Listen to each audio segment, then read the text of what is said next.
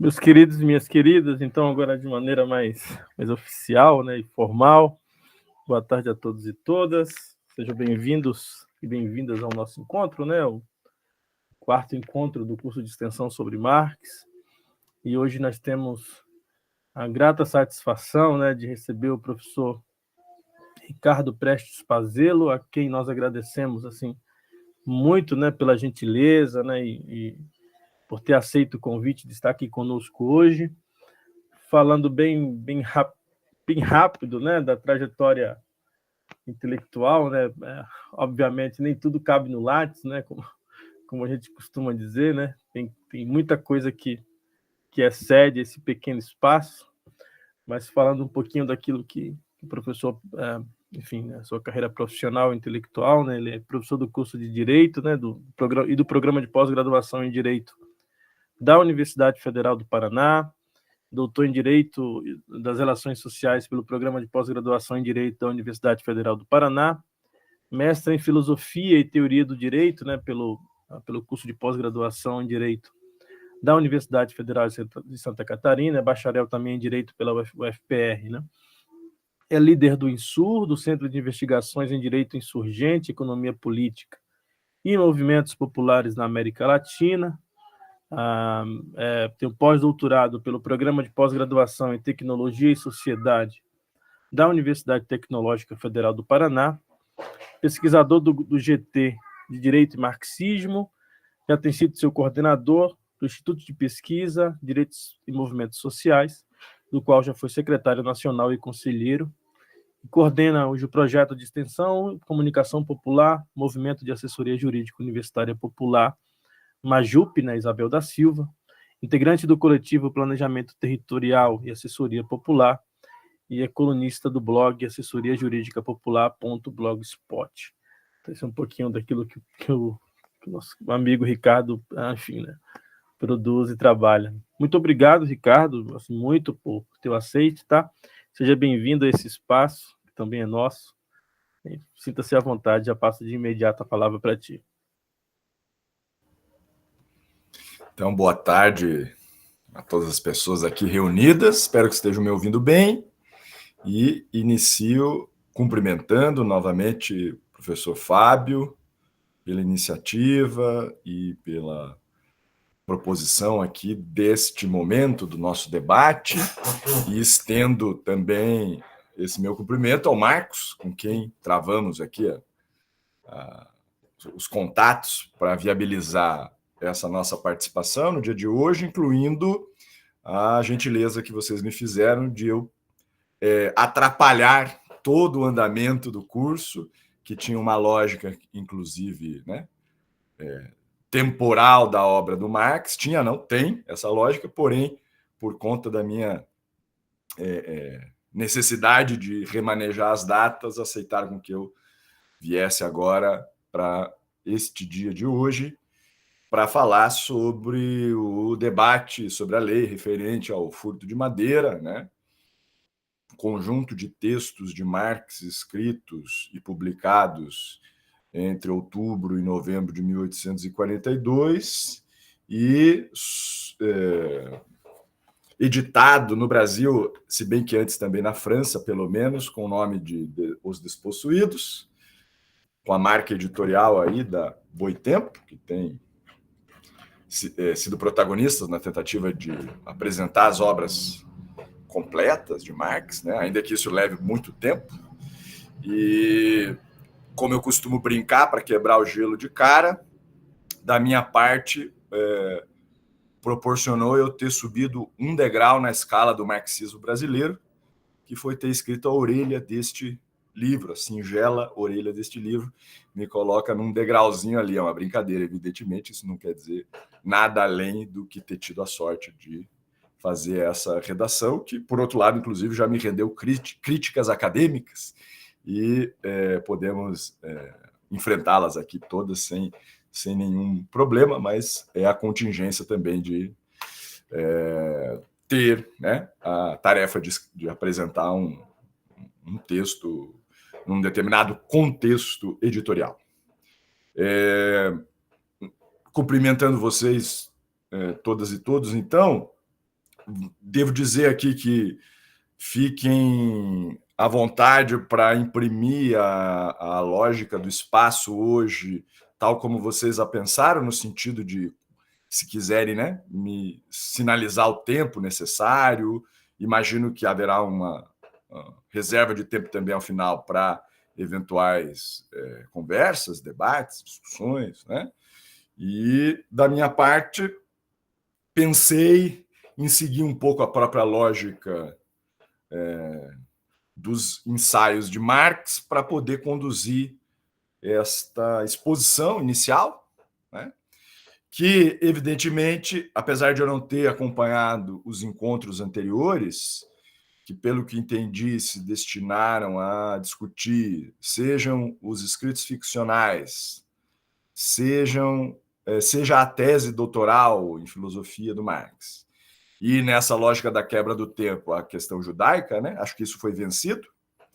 Evidentemente, eu vou colher o benefício de ter isso tudo sido apresentado anteriormente, eventualmente levantando uma ou outra contextualização já apresentada, né? Mas é inevitável fazer uma localização dessa discussão no tempo e talvez também no espaço para tornar mais viável aqui essa nossa comunicação, né? Só um elemento a mais aqui para marcar os pontos de partida que vão nortear a minha discussão. Eu venho da área do direito, né? Do campo de investigações do direito, que é um campo com suas peculiaridades, vocês devem imaginar quais sejam, né? Muito mais refratário a esse tipo de discussão do que as demais áreas das ciências sociais, sejam elas aplicadas ou não. E, por outro lado, apresento uma leitura que decorre de uma retomada do campo do direito e marxismo aqui dentro, né? Dentro deste outro campo mais amplo. Então, existe já uma consolidação desse campo, ainda que atravessando vários percalços, né? Mas, resumindo toda a história, entendo que haja duas ou três grandes visões do campo do direito e marxismo, e uma mais tradicional, que compreende a leitura do direito a partir de uma perspectiva política, né? Do uso do direito em si, né? Aquilo que eu chamo de um uso estratégico do direito. E existe um outro flanco que ficou muito difundido contemporaneamente. Este primeiro que citei remonta aos anos 70 e 80, por exemplo, e este mais contemporâneo que faz uma crítica arrasadora ao direito, a meu ver, correta do ponto de vista teórico, mas que não oferece muitas saídas para ele. É por isso que me conformo aqui numa espécie de terceiro campo, sem que com isso eu queira conciliar nenhum dos dois outros, né? Sendo crítico e, ao mesmo tempo, subsumindo coisas interessantes deles. Viemos construindo nas últimas décadas uma noção de direito insurgente, que faz a crítica estrutural ao direito, mas oportuniza seus usos táticos, que são compulsórios, porque a sociedade em que vivemos é a sociedade do capital, portanto, aquela sociedade que é garantida pelo direito.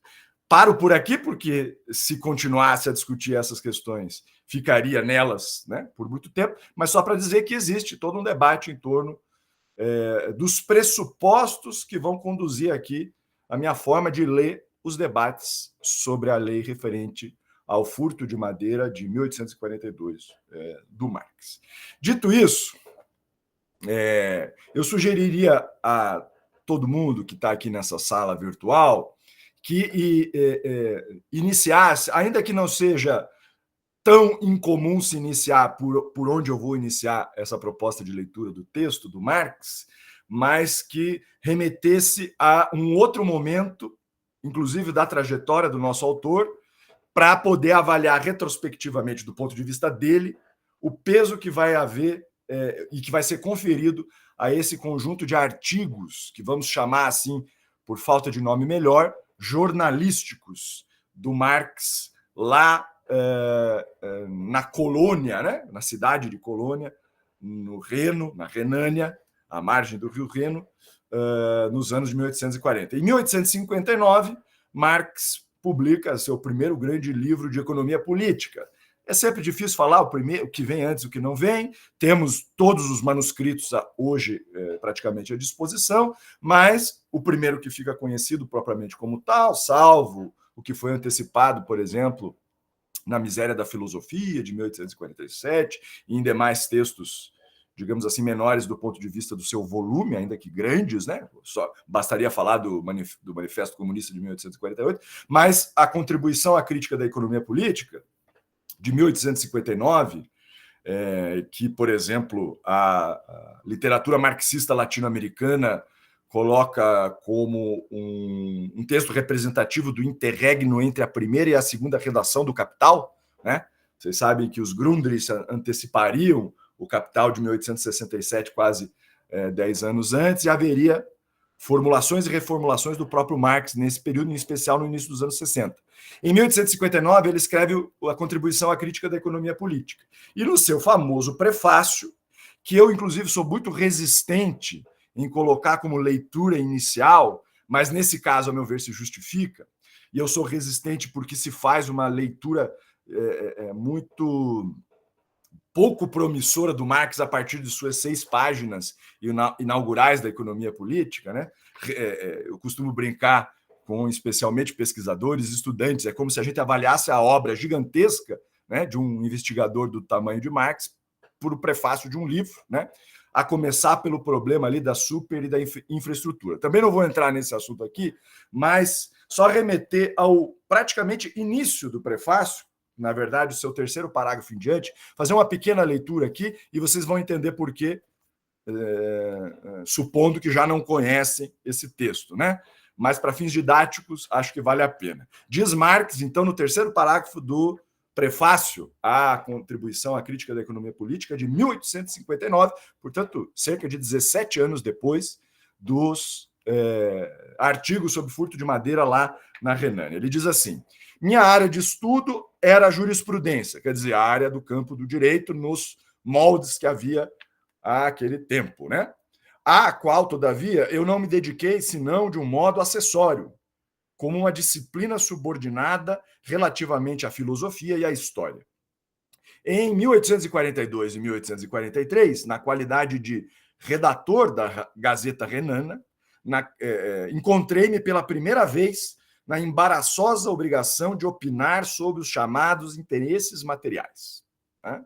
Os debates do parlamento alemão, renano, sobre os delitos florestais e o parcelamento da propriedade fundiária, a polêmica oficial que o senhor von Schapper, então governador da província renana, travou com a Gazeta sobre as condições de existência dos camponeses de Mosela, as discussões, por último, sobre o livre câmbio e o protecionismo, proporcionaram-me, dizia o Marx em 59, os primeiros motivos para que eu começasse a me ocupar das questões econômicas. Por outro lado, nessa época em que o afã de avançar sobrepujava a miúde a verdadeira sabedoria, faz-se ouvir na Gazeta Renana um eco entibiado. Aqui a tradução é do final dos anos 40 para os 50, né, do Florestan Fernandes, né, mas um pouco tímida, por assim dizer, filosófico, do socialismo e do comunismo francês. Pronunciei-me, olha o Marx em 59, avaliando o início da década de 40. Pronunciei-me contra essa mixórdia, palavra que a gente usa muito aqui no Sul. Mas, ao mesmo tempo, confessei claramente, em uma controvérsia com o Jornal Geral de Augsburgo, que os estudos que eu havia feito até então não me permitiam arriscar um juízo a respeito da natureza das tendências francesas, do comunismo e do socialismo. A ilusão dos diretores da Gazeta Renana, que acreditavam conseguir sustar a sentença de morte pronunciada contra seu periódico, imprimindo-lhe uma tendência mais moderada, ofereceu-me ocasião, que me apressei em aproveitar, de deixar a cena pública e me acolher ao meu gabinete de estudos. O primeiro trabalho que empreendi para resolver as dúvidas que me assaltavam foi uma revisão da filosofia do direito, de Hegel, trabalho cuja introdução apareceu nos Anais Franco-Alemães, publicados em Paris em 1844. Mesmo volume em que vai aparecer a questão judaica, por sinal. E aí ele segue dizendo que vai também se dedicar pela primeira vez com maior sistematicidade à economia política. O prefácio segue, seria interessantíssimo, inclusive, continuar a leitura do prefácio. Mas começo por aqui para dizer algo que é clássico na interpretação dos textos sobre o furto de madeira de 42, que é a própria avaliação do Marx tempos depois, já, entre aspas, aqui, maduro, né, ou pelo menos com capacidade bastante eloquente de debater a economia política a partir da sua crítica, né? E coloco aqui as aspas no Maduro, porque não estou fazendo nenhum corte epistemológico, não é o meu ponto de partida, ainda que respeite se algum de vocês aqui for por este caminho. Também poderíamos aqui ficar discutindo essas questões. Mas o que me interessa frisar é que Marx está dizendo basicamente o seguinte: com os debates sobre a lei referente ao furto de madeira, inicia-se a minha trajetória, a minha de Marx, sobre as questões materiais e, portanto, o ponto de partida para uma economia política. Questões materiais, estas lidas a partir, digamos assim, da concretude das relações sociais. Evidentemente, isso já estava antecipado na própria tese, né, que vocês discutiram aqui, e a questão é sempre mais complexa se a gente avança no terreno da filosofia.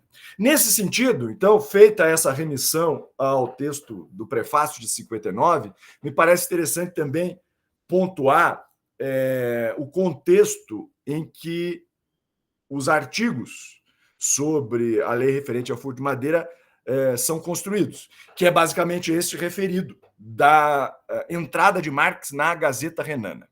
Então, a Gazeta Renana, fundada pelo, fundamentalmente, Círculo dos Livres, né, a intelectualidade hegeliana da região renana, tendo por figura mais conhecida Bruno Bauer, que reivindicava, inclusive, a sua entrada na universidade, ela vai ser feita a partir do dia 1º de janeiro de 1842, e o Marx entra logo em seguida, alguns meses depois, né? E no primeiro semestre de 42, já obtendo sucesso com os textos que escrevia, né?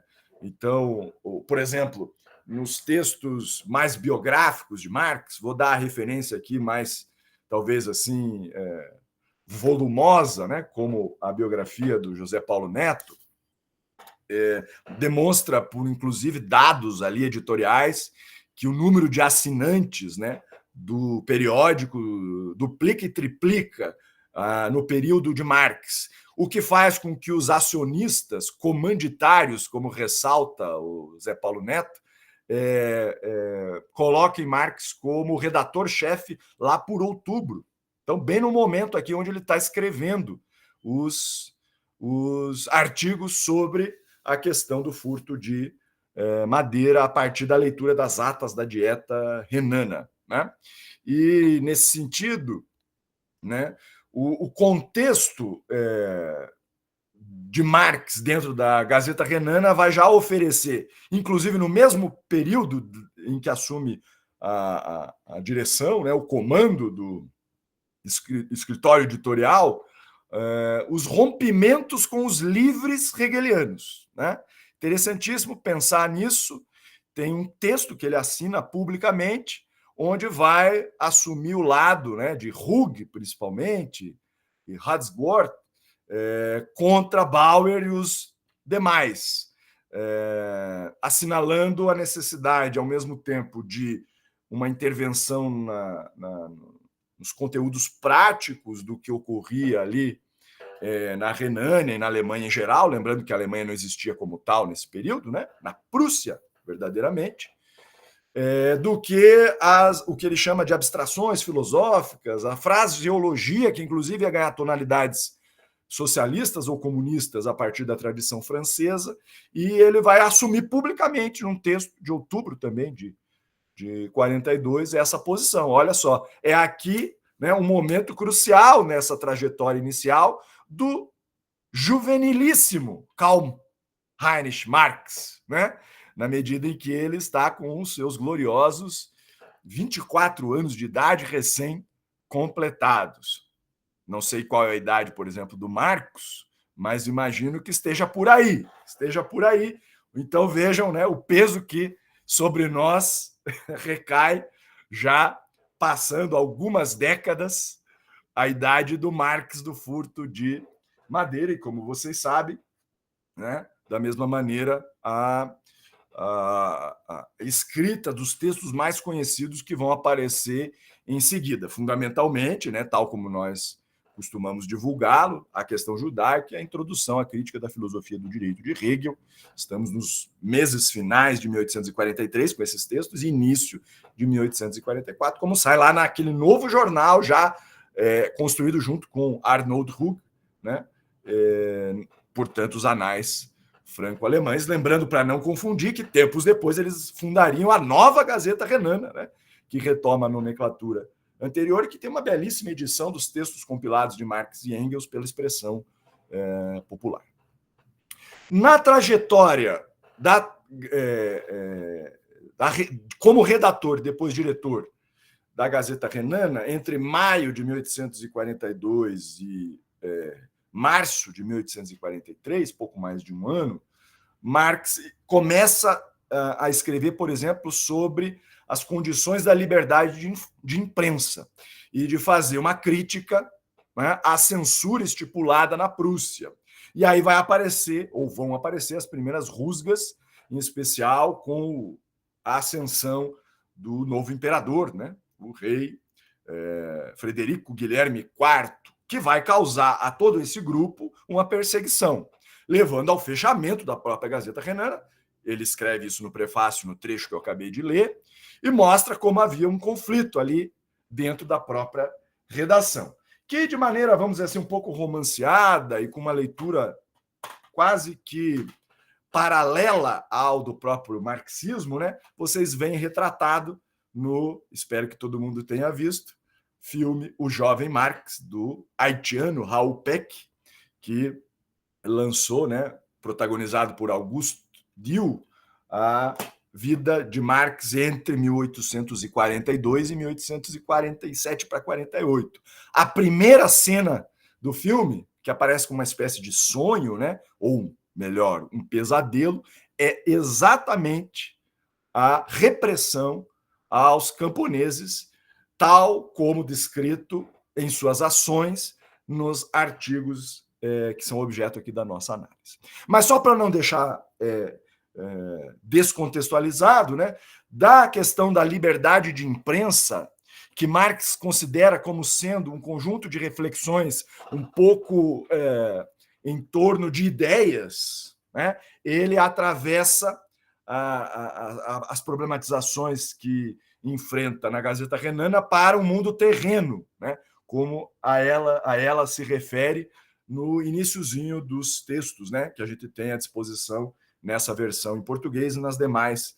Por exemplo, só por curiosidade, né, eu mesmo estudava esse texto no mestrado, numa versão da editora Rediza, né, em espanhol, aqui aparecendo com o título Los Debates de la Dieta Renana, né? O livro aí dos Despossuídos é do final da década de 2010, né? Estamos ali por 2017, portanto, né, a necessidade de colher as leituras muito anteriormente. Bom, então, Marx atravessa essas discussões mais, entre aspas, aqui, com a permissão da palavra, aéreas, né, da liberdade de imprensa, acho que uma das edições clássicas é a da LPM, e vai para as questões terrenas, como ele diz. Aliás, ele gosta muito dessa metáfora, isso vai aparecer com força lá na Crítica da Filosofia do Direito de Hegel, principalmente na sua introdução.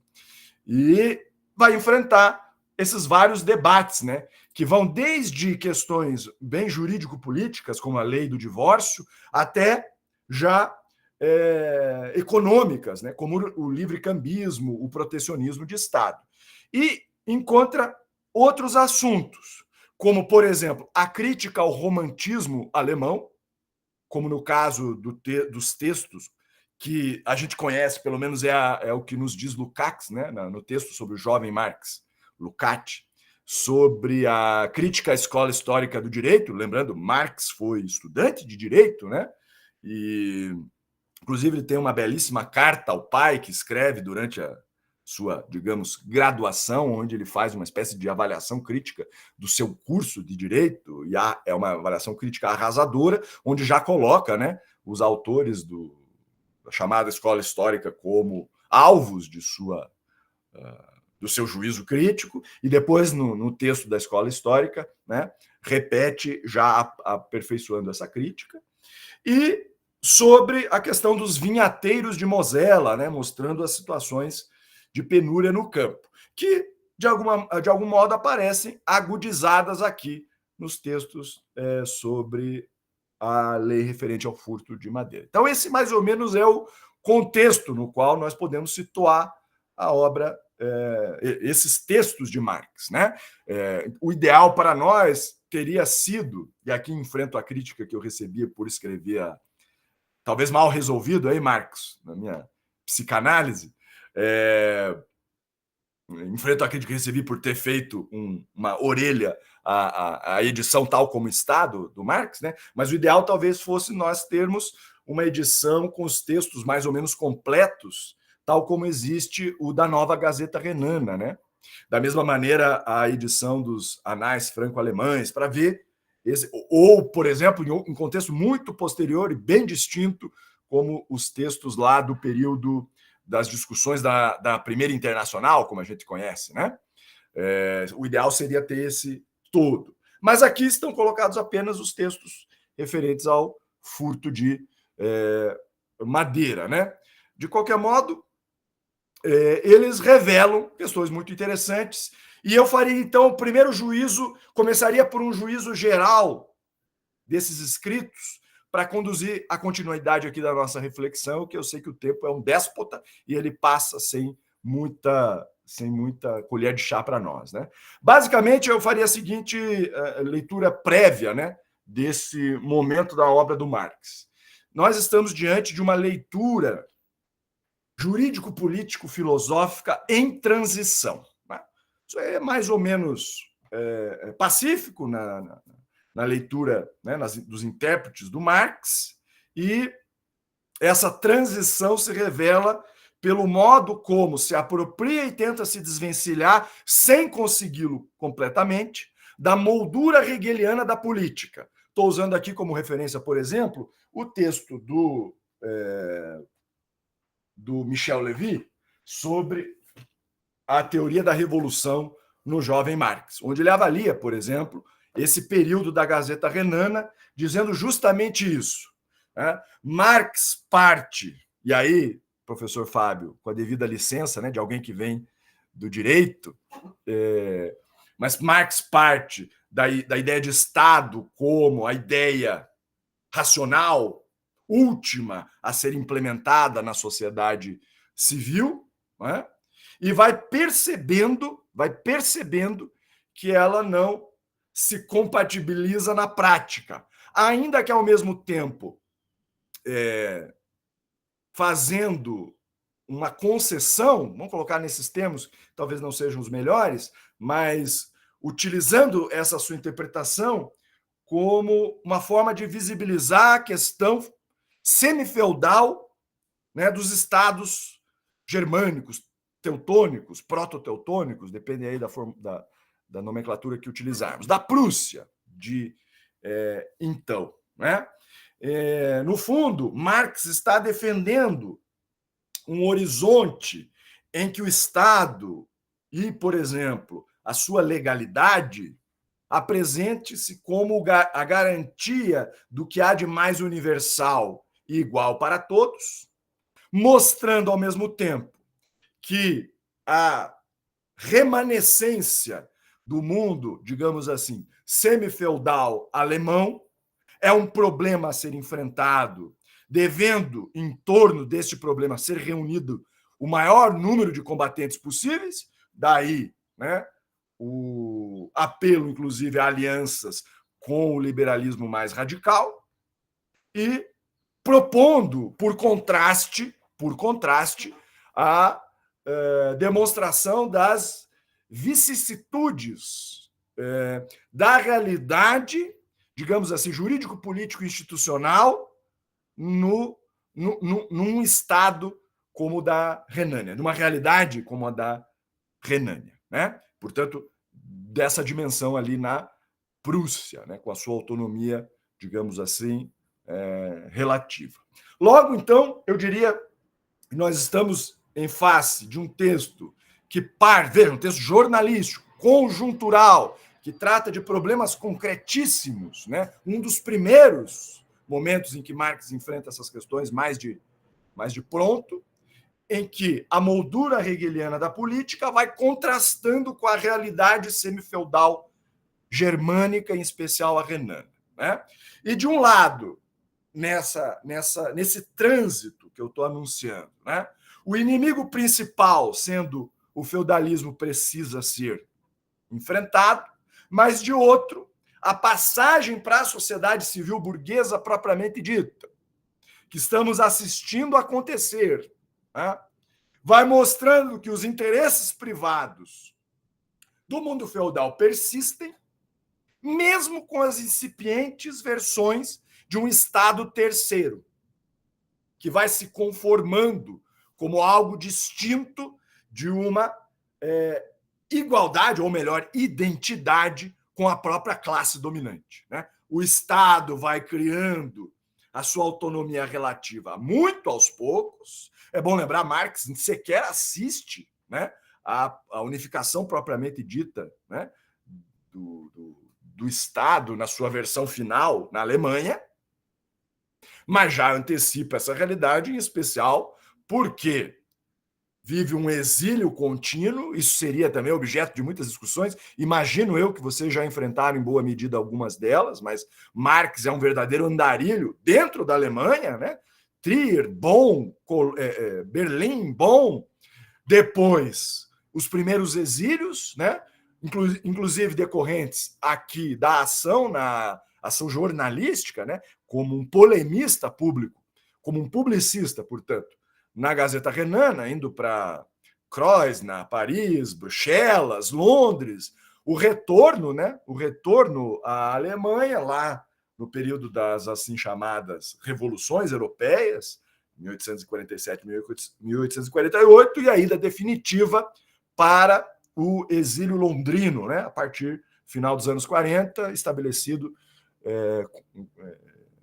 em definitivo, portanto, nos anos 50 em diante, o que vai mudar, inclusive, o perfil da abordagem que o Marx vai fazendo, e acesso a fontes, enfim, e toda a discussão que ele vai ter a respeito, né, dessas bases materiais e da política que se faz sobre ela, ainda que o direito, né, não seja visto aqui como meramente superestrutural, ele está na própria base dessas realidades, discussões que talvez possamos fazer no momento ali do debate. Tá?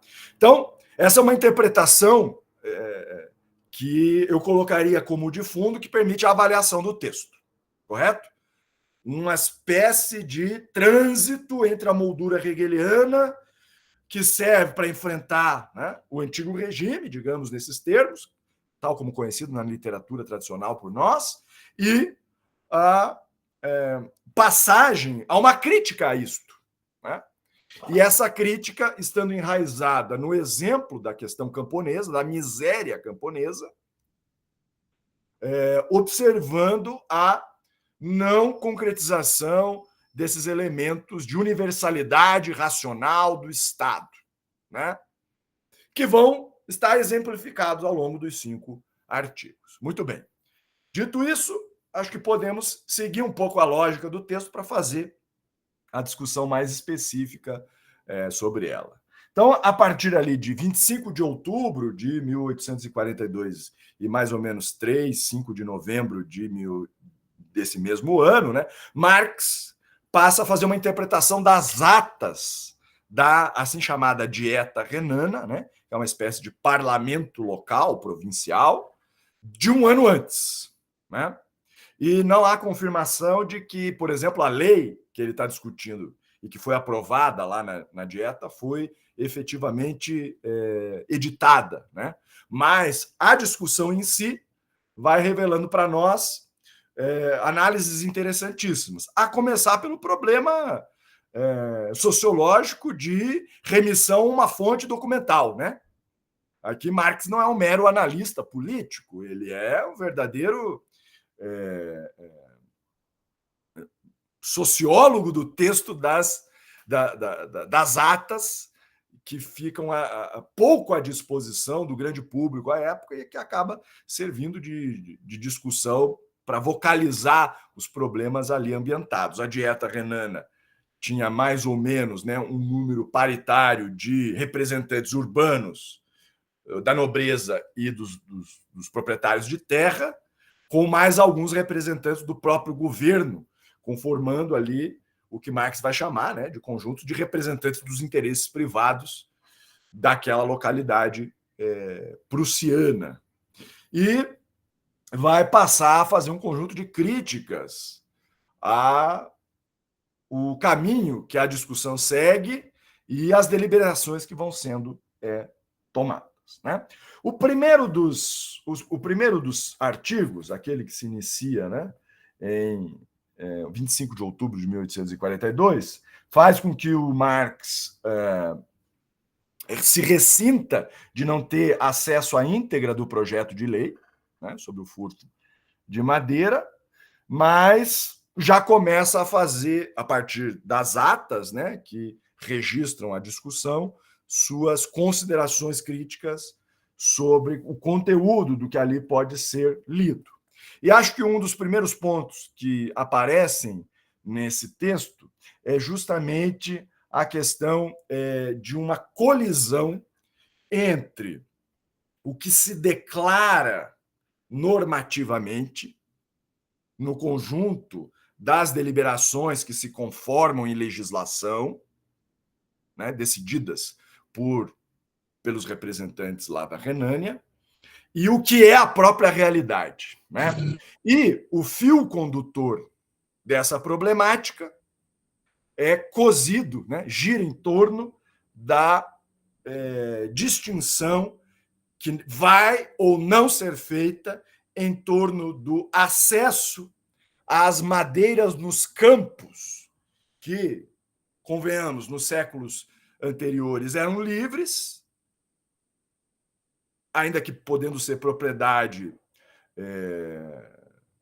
nobiliárquica ou da igreja, e sua apropriação privada impedindo a passagem do campesinato para o recolhimento dessas madeiras caídas e soltas no chão, o que seria muito diferente de recolher material vivo, né? Lacerando as madeiras, cortando-as e, portanto, violando a propriedade propriamente dita. Vejam que Marx aqui, ele não é um crítico fulminante da propriedade, né?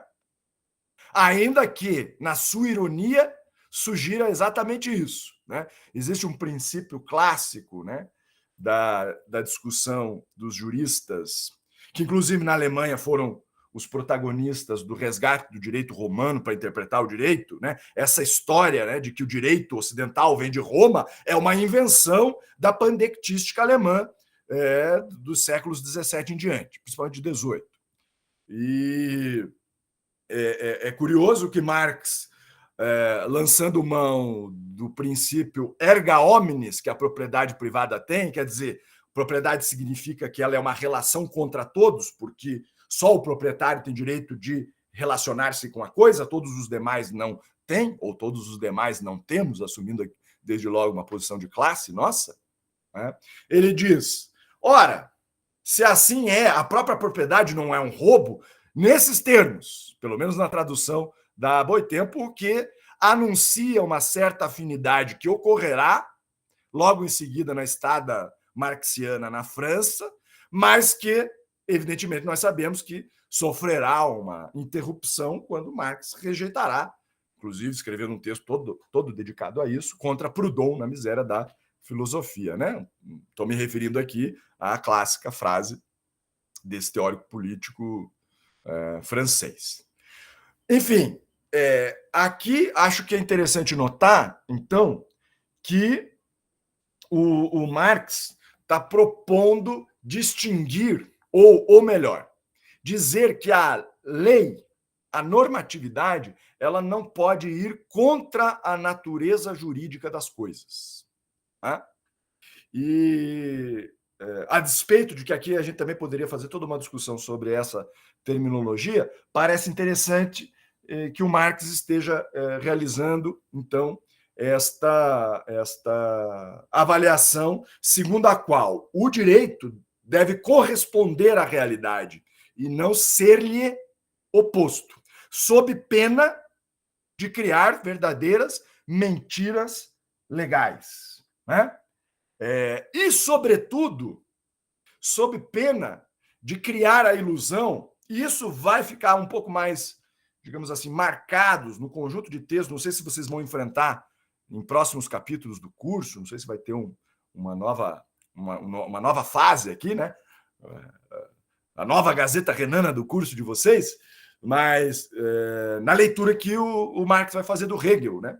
Se a gente pensa, em especial, os manuscritos que ele começa a escrever lá na sua lua de mel, né? Estranhamente, coisas de um intelectual da estirpe de Marx, mostrando a mistificação, né, dos elementos constitutivos do direito em Hegel, ou da filosofia do direito de Hegel, e sua continuação. Isso fica antecipado nos manuscritos, mas se concretiza de alguma maneira lá no texto de 1844, né, que ele escreve depois a introdução. Aliás, como todo bom pesquisador, escreve a introdução depois de fazer a própria pesquisa. Infelizmente, parte da discussão da crítica que Marx faz à filosofia do direito de Hegel se perdeu, e ele não se propôs a fazer uma leitura completa dos manuscritos, né? Então, nós temos lacunas, né, nessa discussão, e a própria vida do Marx não permitiu que ele continuasse, e ainda bem, porque ele vai já mostrando novos interesses, vai enfrentando a ideologia alemã, vai criticando a Sagrada Família e vai se imiscuindo nos debates mais de economia política, que ele só consegue consagrar lá nos anos 50. De todo modo, me parece que aqui nesse primeiro artigo, né, Marx antecipa algo, ainda que não plenamente desenvolvido, que vai aparecer muito nas décadas posteriores em seu pensamento e que vai fazer derivar dele todo um conjunto de teorias críticas sobre a política, sobre o direito e, enfim, sobre as realidades institucionais, que é a de dizer que a gente não pode pensar a juridicidade apartada da realidade. Não sei aqui qual é a composição do grupo, né? Mas se tiver alguém que já percorreu os caminhos da jurisprudência, como Marx, né, curso de direito, vai lembrar que a maioria dos juristas, a maioria absoluta, considera o direito como contra-tendencial, como contra-majoritário, porque deontológico, normativo, o direito estaria no âmbito do dever ser. Para Marx, isso já não faz sentido desde os debates sobre o furto de madeira. Ainda que isso tenha uma especificidade diferente de dizer que o direito são relações sociais, como vai ficar mais amadurecido no debate pós-capital, e em especial no resgate que a primeira geração de revolucionários soviéticos vai fazer da sua obra. O fato é que aqui, né, ele começa a fazer uma brincadeira no sentido do jogo de palavras, entre o problema da relação entre pena e crime, porque se há pena, né, se penaliza sem haver uma realidade criminosa, salvo aquela imputada a partir do texto, que enuncia algo que é fora da realidade, ou seja, o recolhimento de madeira por parte do campesinato. Né? Tanto o Lukács quanto o José Paulo Neto, nos elementos biográficos que fazem do jovem Marx aí, vão frisar que Marx tem uma grande capacidade argumentativa de fazer essa crítica, mas ele ainda não se dedicou aos debates de economia propriamente dito, então a sua fundamentação ela não está lastreada exatamente na problemática econômica, porém ela se ressalta. Aqui seria o caso de fazer toda uma avaliação sociológica, né, do papel do campesinato na produção material da vida entre os teutônicos e, portanto, a partir daí demonstrar o trabalho, né, como condutor dessas situações e a reprodução da vida, né? Afinal, as madeiras eram utilizadas para a produção e reprodução da vida. Imaginemos, eu estou aqui, né, no sul do Brasil, tomando chimarrão porque estou sentindo frio, imagine como eram as condições às margens do Rio Reno, né? Naquela localidade. Portanto, toda a necessidade de calefação das casas, o abastecimento das fornalhas, enfim, a utilização para a própria alimentação, né? E alimentar os fornos, as cozinhas, os fogareiros e assim por diante. Isso, então, vai gerar em Marx, né, uma avaliação já política em defesa do campesinato, né? Que aqui não deve ser lido como campesinato em geral, mas como uma população tradicional, né? Eu acho que existe uma contribuição de uma leitura retrospectiva, ainda que possa soar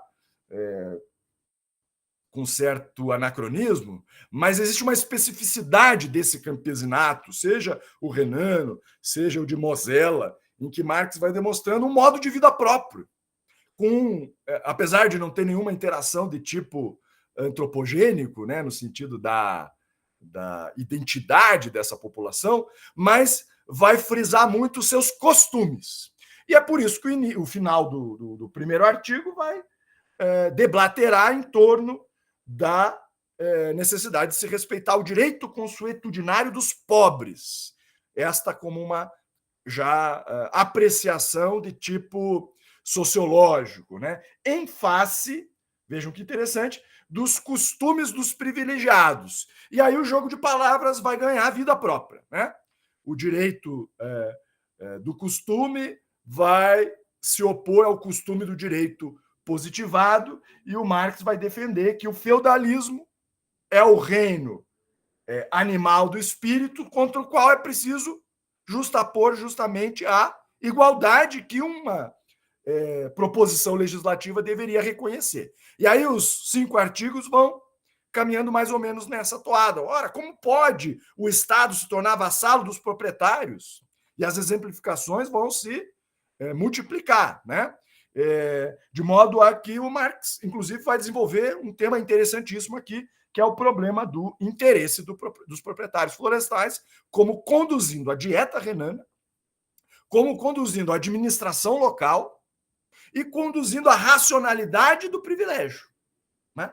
Uma discussão que, guardadas as mais que devidas proporções, hoje precisa ser reavaliada, sob pena de estarmos imputando a ideia de privilégio a coisas que fazem parte da estrutura do capital, né?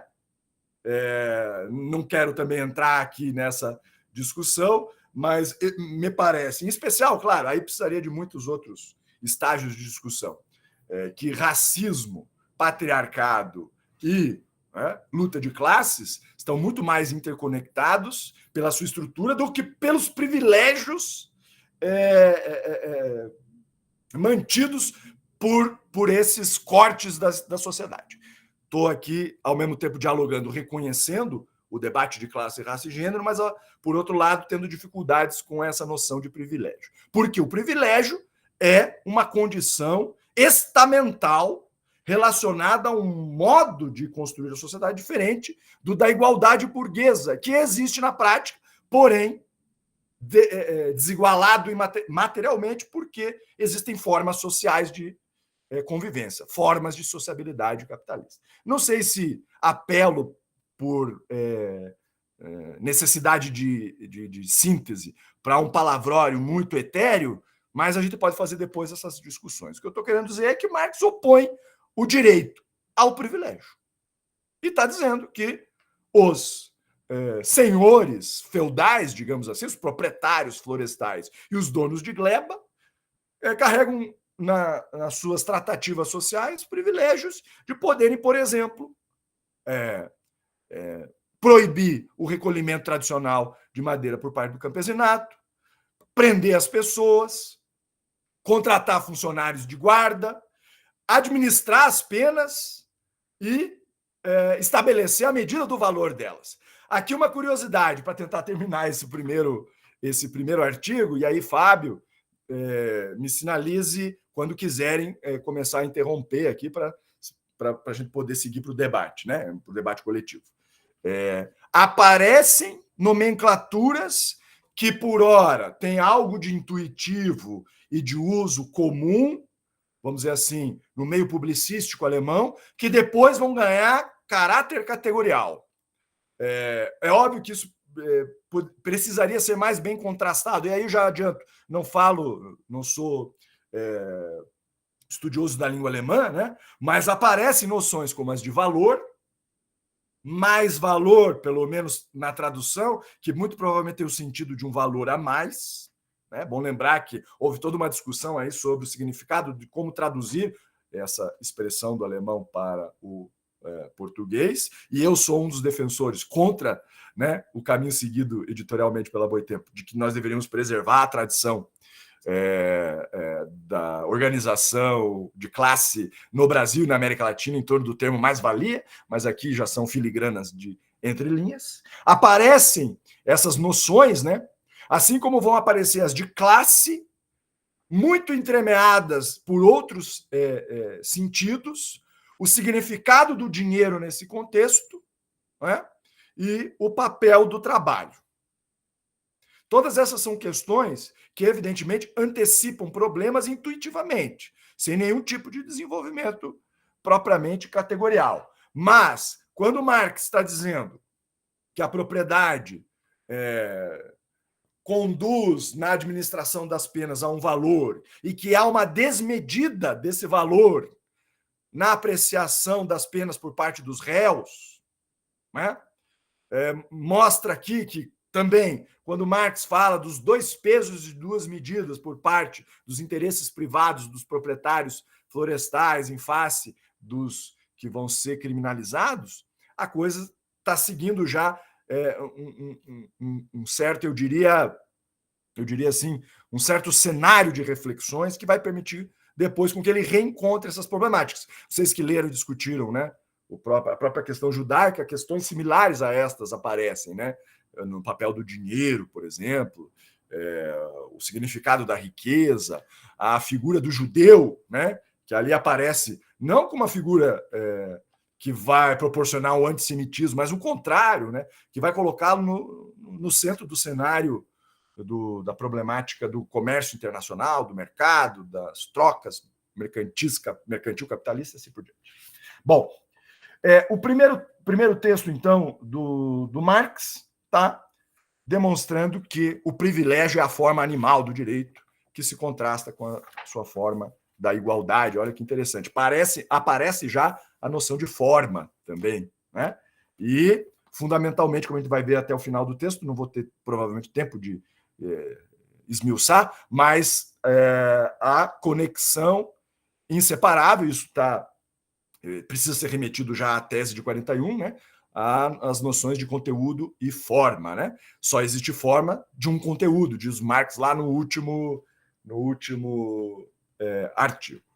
Mas, dito isso, a gente pode avançar para a percepção de que no artigo 2º, né, o Marx observa que os direitos consuetudinários da nobreza, agora fazendo um novo jogo de palavras, são uma espécie de não-direito, né? Enquanto que a forma da lei universal seria o direito propriamente dito.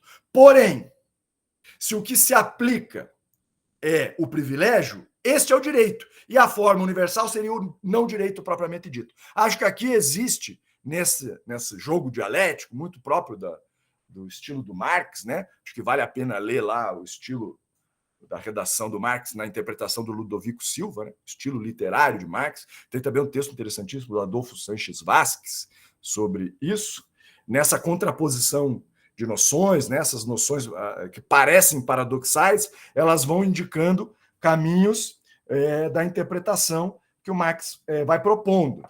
E, neste caso, vai proporcionar o entendimento de que existe uma relação imbricada entre direito e costume. E, por outro lado, desimbricada entre direito e lei. Olha só que curioso. Isso aqui também são, hoje, né, beabás das teorias críticas do direito, sejam quais forem as suas vertentes, inclusive as não marxistas, mas que Marx antecipa num cenário muito pouco propício para o desenvolvimento desse tipo de enfrentamento teórico, né? A diferenciação de direito e lei. Ele vai dizer que há direitos positivados que não são propriamente direitos, ainda que apelando para uma espécie de justnaturalismo. Isso costuma ser tônica nos autores que fazem a interpretação dele, em especial no campo mais próximo do direito marxismo, né? Eu citei aqui Zé Paulo Neto, Lukács, Michel Levy, mas se peguemos uma outra vertente, como a do Márcio Bilharinho Naves, né? No livro A Questão do Direito em Marx, ele vai pontuar, olha, Marx aqui é um justnaturalista, né? E apesar de reconhecer uma radicalidade no seu liberalismo, ele o concebe muito mais para este lado da fronteira do que para aquele. Eu acho que está muito mais na transição do que na afirmação de uma posição de tipo liberal, né? Mesmo que radical. Porque é isso, o que nós estamos vendo em poucos meses é o Marx, né? Vamos lá, do primeiro semestre de 42 a outubro, rompendo com o círculo dos hegelianos de dentro do jornal, mantendo-se dentro do jornal como redator justamente por isso, pelos próximos meses, e defendendo que aí sim o jornal continuasse às expensas de um enfrentamento que, digamos, nesses termos, a burguesia renana deveria bancar, e não bancando, pede a demissão, né? É saído do jornal a pedido, inclusive, do governo da Prússia, e vai lá para o seu gabinete de estudos fazer, né, a trajetória que conhecemos em torno do Hegel, em primeiro lugar, depois da economia política. Lembrando, né, os manuscritos econômico-filosóficos vão datar desse período posterior, né? Ou seja, manuscritos econômicos, para além de filosóficos. Ele está operando essa transição e é cacete na Sagrada Família, na ideologia alemã e depois na miséria da filosofia, até chegar, enquanto esse meio tempo está correndo, né, a relação com a Liga dos Justos e fazer a redação do Manifesto Comunista de 47 para 48. Olha que interessante, né, essa passagem. Então, nesse sentido, eu não vejo muitas, necessariamente, rupturas epistemológicas. Eu vejo o desenvolvimento de um jovem jornalista de 24 anos com uma tese de doutorado, né, sobre a filosofia grega, operacionalizando o contraste com a realidade e avançando na sua interpretação dela. De qualquer modo, isto não retira o fato de que o peso, né, desse hegelianismo permanece no seu texto. Essa ideia da armadilha ou da prisão na moldura hegeliana está lá no Michel Levy, da teoria da revolução do jovem Marx, e reaparece aqui com força, né, no artigo 2, no segundo artigo de outubro, de 27 de outubro, né? O direito como razoável pela consuetude dos pobres, lembrando, consuetudinário, né, o costume, enquanto que a lei, que é o direito legal, ele coloca nesses termos, pelo menos assim aparece na tradução, ou o direito positivado é o direito dos privilégios, né? O que mostra aquela inversão, aquela contradição dialética que eu estava mencionando antes. É interessante notar também que Marx usa seus conhecimentos históricos para fazer uma avaliação do contexto, mostra que a forma medieval do direito sempre foi pluralista, quer dizer, a juridicidade nesse período é formada por sobreposição de modos de regulação da vida, porém, já sob os auspícios de um Estado em processo de centralização, torna-se uma problemática que faz do direito privado duplo potencialmente duplificado, né, duplicizado. Na verdade, ele usa a expressão, né, direito potenciado ou duplicado mesmo, né? Mostrando que há um problema a ser enfrentado e que, a meu juízo, vai ter correspondência direta naquele trecho do Capital, por volta do capítulo 5º, posso estar enganado agora, em que Marx diz: entre direitos iguais decide a força. Quer dizer, ele está visualizando esse processo de enfrentamentos das sobreposições, em que, porém, o Estado ganha muita força, né? É isso que é o interesse, a meu ver, de resgatar essas ideias nesse momento do texto do Marx. Ao mesmo instante em que ele reconhece na coleta de madeira a prática de uma classe elementar da sociedade humana, a mais baixa, a mais empobrecida. Aí são palavras que vão mostrar uma certa hierarquização. Alguns autores problematizaram já essa nomenclatura, às vezes ele usa raça, às vezes ele usa classe elementar, a própria noção de gênero, aqui gênero no sentido da classificação, né? Para dizer que existe um gênero humano, e vai começar a dar os exemplos, né? Se tivéssemos tempo, poderíamos trabalhar com todos eles, como o primeiro que eu lembraria, que é a questão dos conventos, né? A expropriação da igreja, mas que ao mesmo tempo expropria a possibilidade dos pobres acessarem a assistência clerical, enfim, a lógica assistencialista da igreja, e que isso vai mostrando a realidade de uma espécie de expoliação, né? Expoliação, Michel Levy usa essa palavra, eu gostaria de conectar já com o capítulo 24 do Capital, acumulação originária ou primitiva, lembrando que esse é um percurso que não tem exatamente um único momento, ela retorna, e me parece que no próprio capítulo 24 isso aparece, ainda que não com a expressão permanente, né? Que vai depois ter em Rosa Luxemburgo um termo, né, que vai notabilizá-la nesse debate, e depois em toda a discussão mais contemporânea, David Harvey em diante. O exemplo interessantíssimo nesse caso vai ser principalmente o recolhimento, né, a coleta de mirtilos e oxicocos, né? O mirtilo a gente ainda conhece aí pelos doces mercantilizados. Os oxicocos, eu confesso que não sei o que é, mas vamos dizer que sejam coquinhos, né? Que as crianças recolhiam para ter uma renda extra, né? Lembrando que aqui nós estamos numa transição do mundo feudal para o mundo da sociedade civil burguesa, né? Para fazer aí o uso da expressão clássica que vai aparecer nas traduções. Ou toda a questão em torno da própria coleta de madeira, né? O terceiro grande exemplo, que vai fazer com que o Marx observe, olha, todo esse processo de expoliação, de retirada das condições de possibilidade dos costumes dos pobres, vai gerando um estado irracional. Esse é o meu ponto aqui, né? Apesar de a moldura ser a defesa de uma racionalidade de tipo hegeliano, o que vai aparecendo a todo momento é uma legislação do alto interesse, uma jurisdição patrimonial, a prevalência dos interesses privados dos proprietários florestais, a dieta renana com representantes do interesse privado. Olha só, os exemplos de Marx, eles aqui, vejam vocês, apesar de ir em transição, não colidem com o que vai aparecer lá na questão judaica, onde a coisa está consolidada e a distinção entre o homem e o cidadão já é objeto da sua avaliação crítica. Aqui é esse trânsito para esta avaliação, a meu ver. Não sei se sou demasiado complacente com esses textos, que, a meu ver, são geniais, do Marx, de 24 anos de idade, mas eu vejo essa antecipação. É uma interpretação, evidentemente, retrospectiva que serve para a gente não negar essa propulsão categorial, ainda que, evidentemente, in stato nascendi, para usar lá a expressão dos gramscianos, né? O Marx, portanto, propõe como encerramento desse debate que a legislação do alto interesse se contrapõe ao senso legal intuitivo, né? Que é uma espécie de fundamentação que ele faz numa lógica naturalística, né?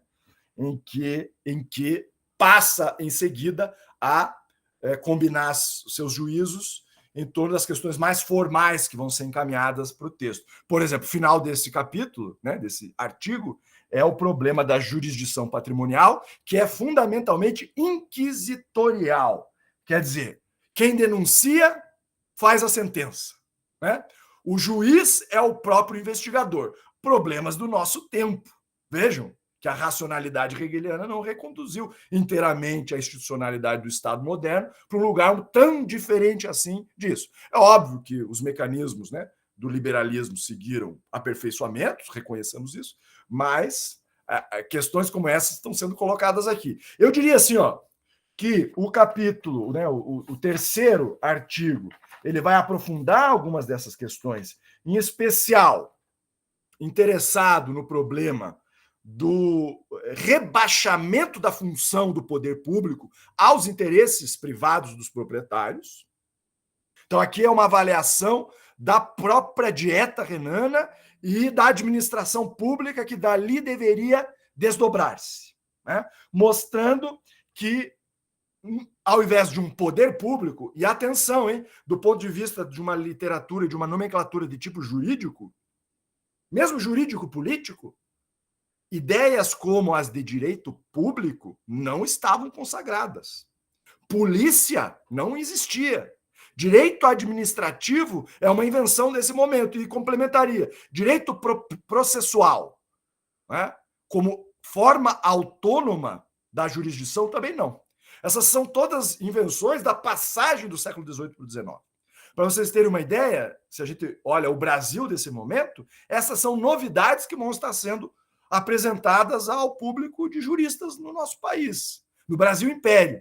Peguem o livro A Propriedade, de José de Alencar, aquele mesmo, o escritor romantista, né, do Guarani e Senhora e assim por diante.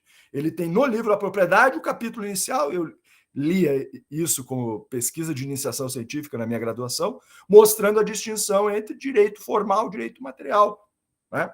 A discussão do direito público aqui, a mesma maneira. Então, a avaliação que o Marx está fazendo, né, em outubro para novembro de 1842 vai colocar em xeque exatamente o significado dessas noções, mostrando haver, né, um rebaixamento da função pública nascente na sua potencialidade aos interesses privados dos proprietários e desmedidas, né, de proteção aos réus que deveriam ser asseguradas ou que deveriam ter suas condições asseguradas minimamente por esse Estado, né, pelo Império, pela monarquia, que em si, né, o Marx mesmo vai criticar depois como uma contradição em termos a partir do próprio Hegel.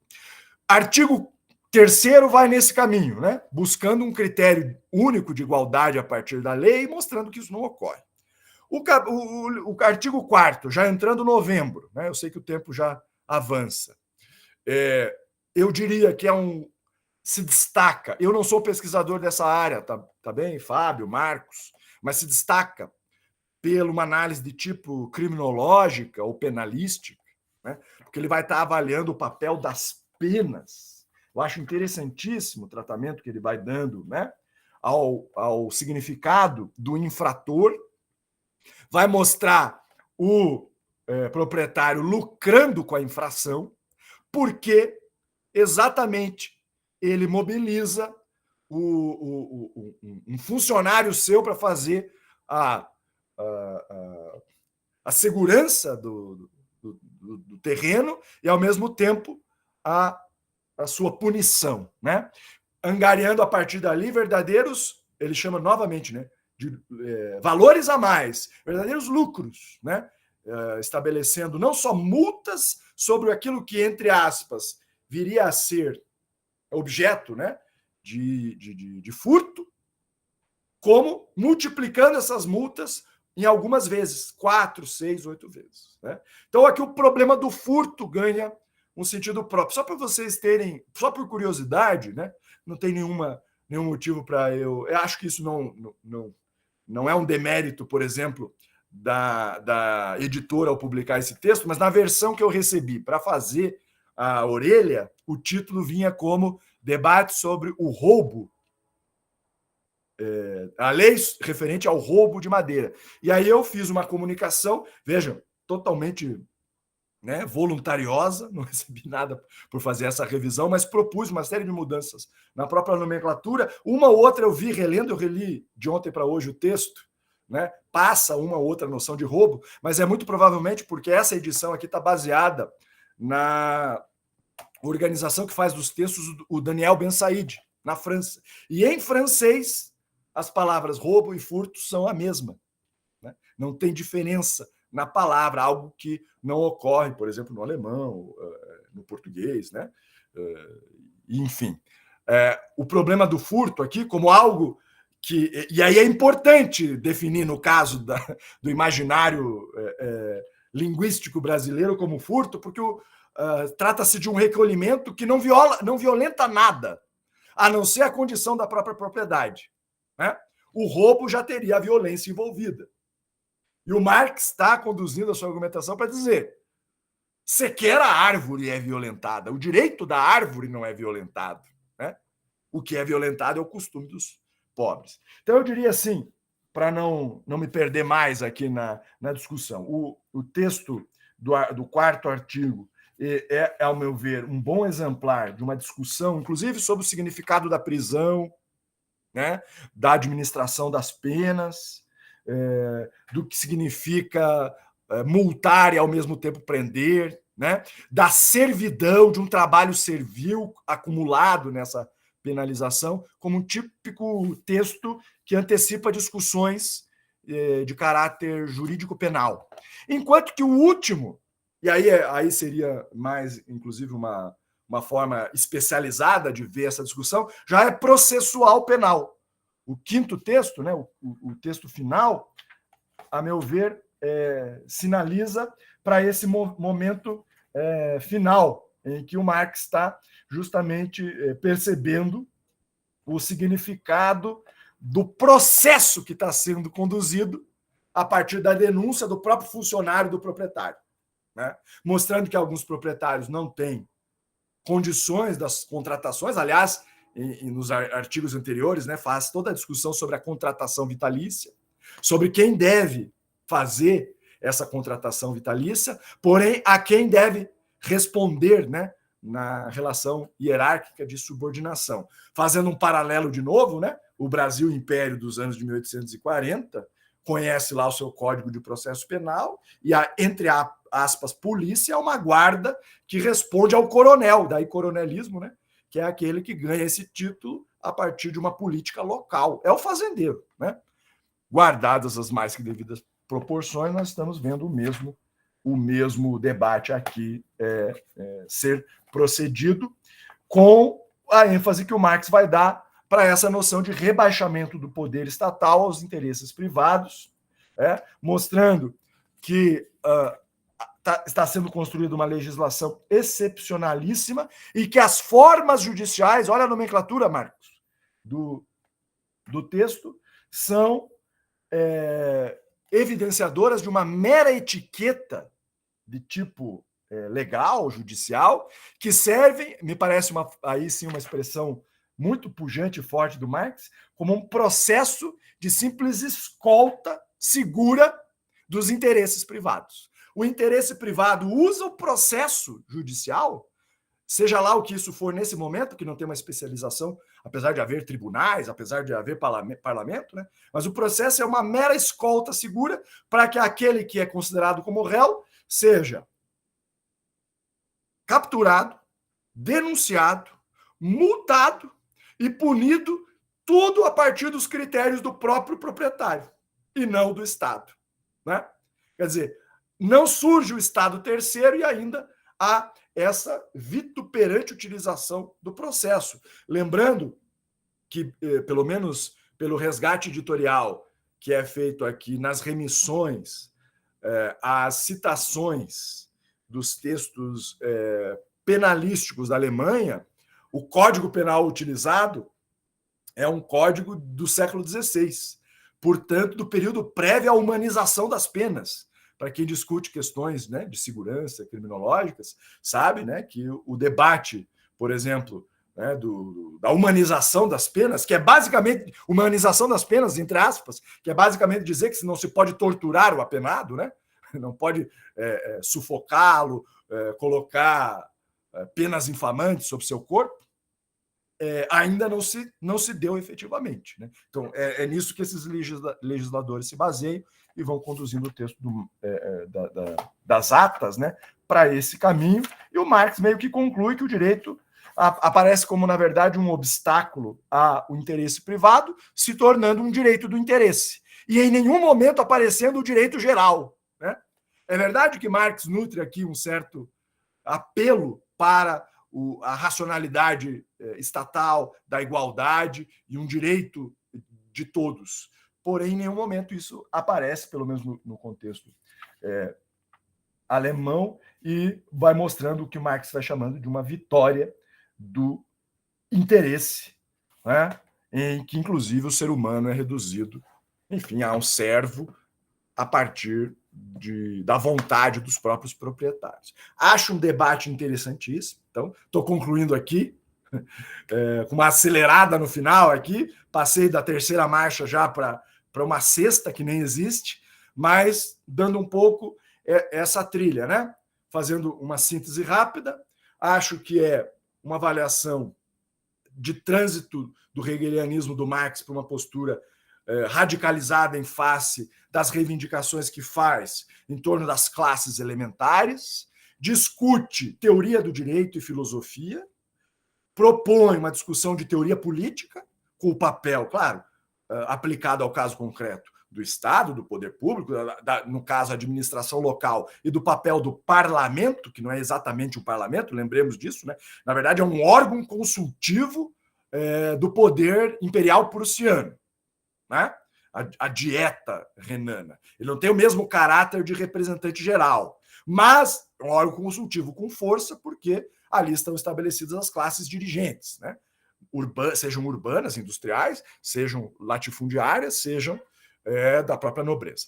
E conduzindo para discussões de cariz penal e processual, como, a meu ver, ficou evidenciado aqui por essa parte final da minha discussão. É o Marx que antecipa muitas discussões, coloca o imaginário com intuições que vão avançar, ainda não está completamente, né, marcado pelos estudos que fará em seguida. Ele mesmo diz lá no prefácio de 59, eu vou passar a estudar as questões da economia política, do próprio socialismo e comunismo, porém, um texto interessantíssimo para debates tanto filológicos como de antecipação das categorias marxianas. Quero, com isso, então, agradecer a tolerância no tempo, me deixaram falar livremente aqui 1 hora, parabenizando novamente vocês pela organização desse curso e desses debates, ficando à disposição aqui para conversar com vocês. Professor Fábio. Poxa vida, que maravilha. Uma precisão e um didatismo impressionante, Ricardo. Obrigado aí pela riqueza de tua reflexão. Eu acho que isso só reforça o que nós estávamos discutindo, né, lá no início desse curso, né, de pensar Marx, não esse Marx esquartejado, né, mas o Marx que tem, desde os escritos ficcionais, né, uma característica literária e interdisciplinar, né, e esquartejá-lo trancafiá-lo em uma jaula, né, e a tua fala hoje, assim, explodiu muito isso, né, e me fez também, né, eu sou de um outro, assim, estudo essa tradição mais da teoria crítica da Escola de Frankfurt, né, então, a partir da tua fala, eu percebi mais claramente porque, por exemplo, o Axel Honneth, né, ele precisa necessariamente voltar aos escritos da juventude do Marx, né, justamente para pensar algumas questões que estavam muito latentes, enfim. Então, te agradeço muito por tua fala, né, e sem mais delongas, né, o Marcos já está ali todo tremendo todo ali, já deixo o espaço aberto aqui para as questões, né, e vamos aproveitar um pouquinho aqui a presença do Ricardo, tá, para a gente conversar um pouquinho mais com ele. Então, quem quiser fazer pergunta, por favor, fiquem à vontade aí podem levantar a mãozinha e vamos lá, né? Quem começaria? Olha, eu sabia que o Marcos iria começar. Vai lá, Marcos, chega aí. Já que eu fui referido, né? Não seja por isso. Não, o Ricardo citou, falou da minha idade, né? Eu tenho 25 anos, né? Vou fazer 26 mês que vem. Mas toda vez que eu leio um texto do Marx dessa época aqui, eu fico depressivo, porque eu fico, meu Deus, eu tenho já essa idade, não estou nem perto disso aqui.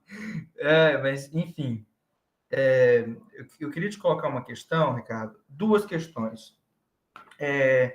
A primeira, de uma pergunta que eu fiz em um outro momento para o Vitor, também num evento do Vitor Sartori, né, para quem não conhece, professor da Faculdade de Direito da UFMG, que é meu co-orientador. Eu perguntei para ele sobre essa fase do Marx e de uma perspectiva assim, de uma perfectibilização, a possibilidade de uma perfectibilização do direito, do Estado, etc. e tal. Ele havia me respondido à época que, mesmo aqui nos textos de 42, nesses textos específicos, a perspectiva do Marx não era, por mais que ele esteja o tempo todo falando em direito e tal, a perspectiva última dele, nesse momento, do Estado político e da realização do Estado político, que tem a ver com o contexto da Alemanha naquele momento, que ainda não tinha realizado concretamente certas coisas que outros países já tinham, né? Como a França e tal. Eu queria lhe perguntar sua posição a respeito disso, porque, assim, a leitura me leva a um contrassenso, né? Pelo menos essa leitura me parece no sentido de, você lê o texto, ele está o tempo todo falando de direito, ele não tá falando tanto de Estado, mas também não me parece uma leitura, assim, absurda. Eu queria lhe ouvir a respeito disso, e é claro, eu não sei se você tem contato exatamente com isso, eu fui até pesquisar a respeito disso, nem conversei tanto a respeito de depois, né? Mas naquele texto dele, Marx e Hegel, os 3 momentos da crítica marxiana ao direito, aparece um pouco isso, porque o terreno do direito ele apareceria na medida em que ele é indissociável da questão estatal, propriamente dita, né? Essa é uma primeira questão. A segunda, que eu vou apresentar aqui como alguém que realmente na posição de um aluno e não da posição de uma pessoa que está escrevendo um textinho com a crítica um pouco mal educada, um pouco pedante em alguma medida. Eu faço essa pergunta do ponto de vista o mais honesto possível. Eu acho que algumas pessoas não estão entendendo o que eu estou querendo dizer, mas o Ricardo está entendendo. Ricardo, tem um certo ponto aqui do primeiro artigo do debate, né, em que o Marx fala o seguinte: a lei não está dispensada do dever universal de dizer a verdade. Ela o tem duplamente, pois é o proclamador universal e autêntico da natureza jurídica das coisas.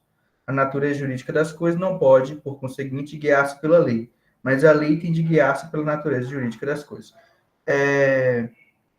Eu entendi a sua posição até certo ponto disso, que ainda ser um momento de transição. Só que, pensando no que vai ser, por exemplo, a crítica da filosofia do direito de Hegel, na introdução, em que o Marx fala que a crítica da religião tem que se transformar em crítica do direito e tal, aqui não me parece estar estabelecido nenhuma relação crítica com o direito. A primeiro momento, me parece que isso aqui é muito mais uma apologia ao direito e uma resolução jurídica até certo ponto da coisa, do que aquilo que aparece um ano depois. A impressão que eu tenho é que o que aparece um ano depois assim, é uma coisa completamente diferente do que está exposto aqui. Embora eu veja certas analogias aqui, por exemplo, ele está sempre remetendo muito a interesses e tal, algo que me remete um pouco à questão judaica, enfim. Mas eu queria saber da sua posição a esse respeito, como alguém que está realmente interessado na sua posição.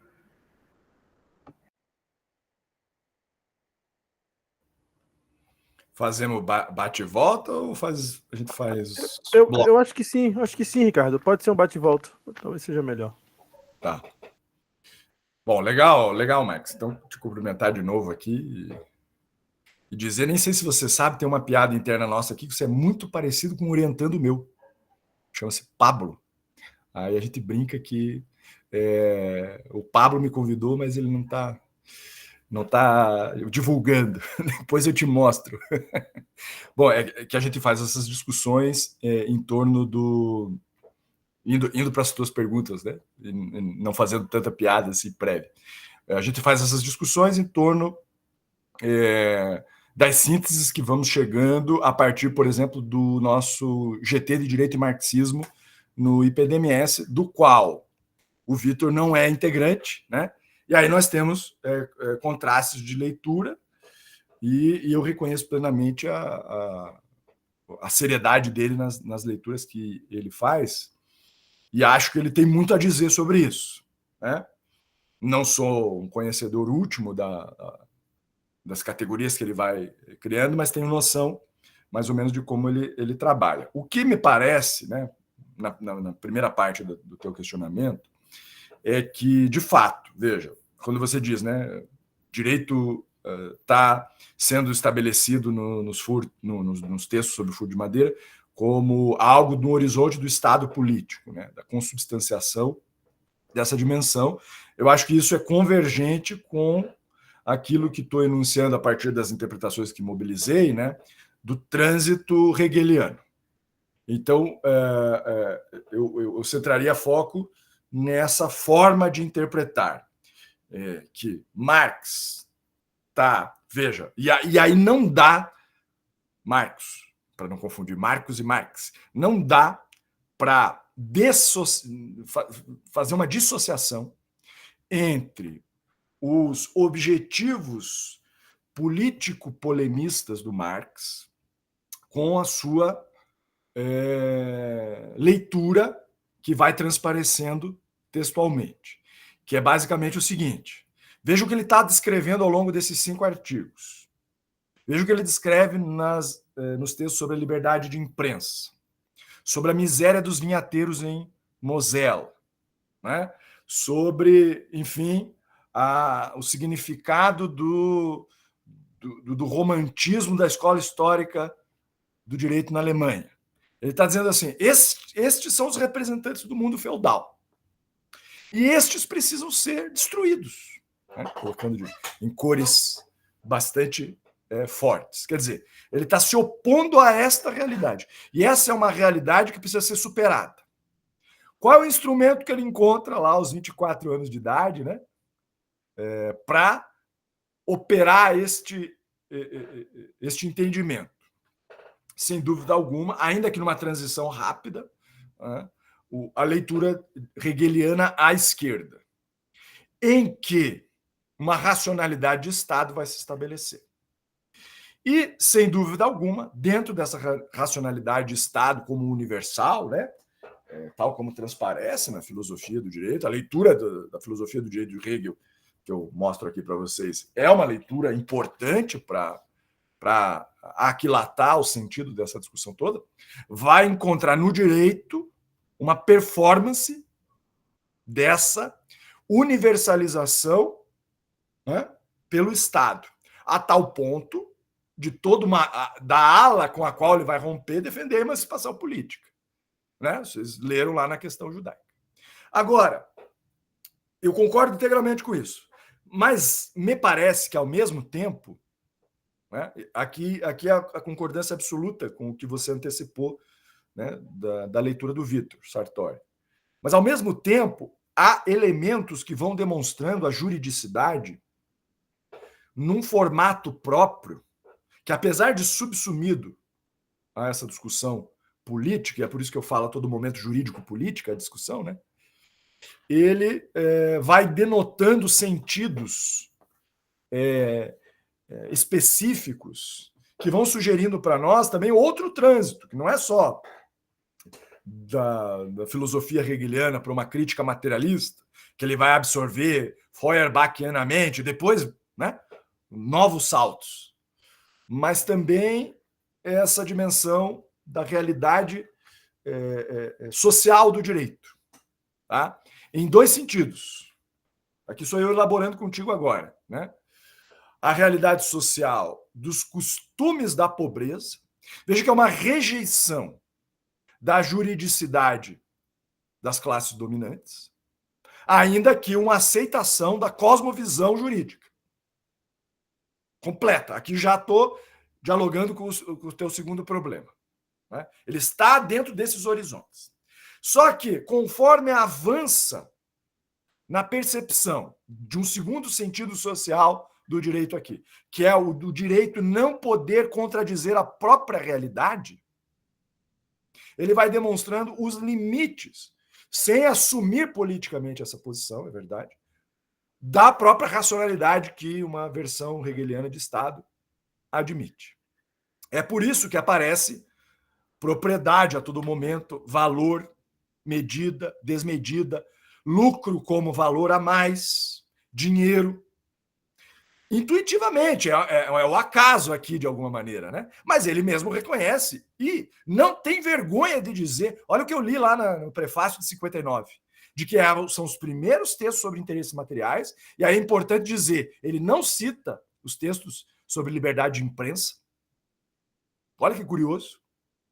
No prefácio de 59 ele não menciona. Isso aqui é o José Paulo Neto explicando, olha, não é por acaso. Porque no início do Furto de Madeira ele diz, saio de questões aéreas e venho para questões terrenas, intuindo, né, uma série de outras.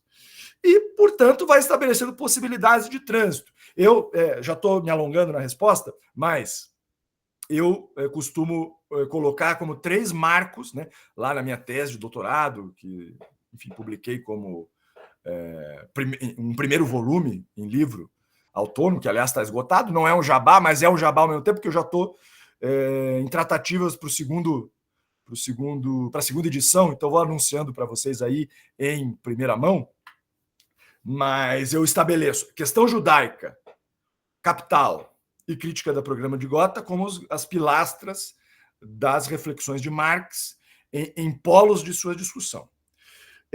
O Furto de Madeira me parece que é uma espécie de marco zero, ou não quero colocar assim como um pressuposto, mas é uma proto-discussão. São os antecedentes dela. São os textos batistas, né? É o urtext do direito, para usar uma expressão que os filólogos marxistas gostam, apesar de aqui totalmente, né, deturpada no seu contexto. Então, eu iria para esse caminho, tá? Eu acho que é uma discussão política sobre o direito, mas que antecipa discussões propriamente jurídicas. É isso que eu quero dizer. Sartori está completamente certo. Porém, aí eu não sei a discussão em específico, há antecipações que a gente pode ver anunciadas. E o problema da crítica do direito. Aí eu tendo também a concordar com você, né,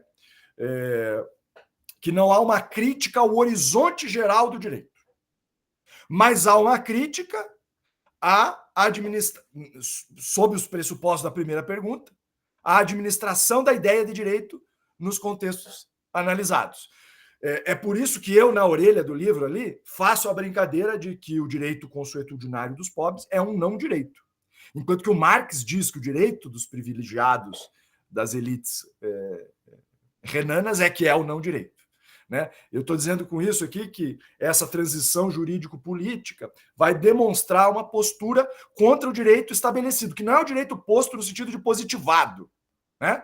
Mas é apelando, aí sim, a algo que ele vai ultrapassar, a um certo princípio de justiça que o direito pode carregar consigo. Que lá na crítica do programa de Gotha, 1875, muito tempo depois, né, está completamente já reposicionado. É a cada um segundo suas capacidades, conforme suas necessidades. Aqui aparecem as necessidades dos camponeses que recolhem madeira, das crianças camponesas que coletam mirtilos e oxicocos, dos pobres, né, no mundo feudal alemão que necessitam assistência social dos conventos da Igreja Católica. Porém, a questão da capacidade a partir do desenvolvimento do trabalho ainda não foi bem posicionada, né? Então, eu diria assim, é uma aceitação do horizonte geral. Não há uma crítica estrutural ao direito, mas há uma crítica ao direito que existe.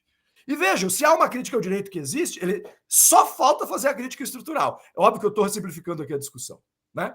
Mas é um passo importantíssimo para dar a caminhada em seguida. Paro por aqui para a gente poder ver se tem mais questões. Tudo bem, Marcos? Por aí? Beleza, professor. É quase assim, é quase uma questão de níveis de abstração, né? Por assim dizer, né? Guardar as devidas proporções. Não deixa de ser, porque são textos contextuais, conjunturais, né?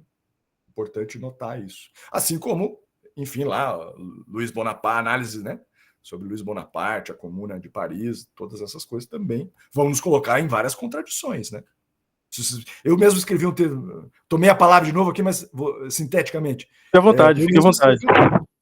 Também escrevi um texto sobre os sentidos que eu chamei de ascendentes e descendentes do direito e da política lá na Guerra Civil na França. E mesmo nos textos políticos, né, sobre o período francês de Luiz Bonaparte e tudo mais. Legislações vão aparecer em todo momento. E a revogação dessas legislações, e o papel do Estado, da polícia, e o papel dos decretos revolucionários, eu acho que isso tudo não está desconectado do direito, né? Que aí já é uma fissura que eu abro com essa tradição mais contemporânea, né? Que é diferente das teorias críticas do direito no Brasil, que usam o marxismo como instrumentalidade política, e essas daqui mais como forma jurídica, mas eu vejo menos fissuras e mais complexidade na feição, né, na compleição do direito em geral. Enfim, conjuntura vai complexificando a análise abstrata do direito. É isso. Então, convergindo aqui com a tua síntese. Maravilha, maravilha. Obrigado, Marcos, aí, pela questão. Pessoal, mais alguém aí? César, por favor.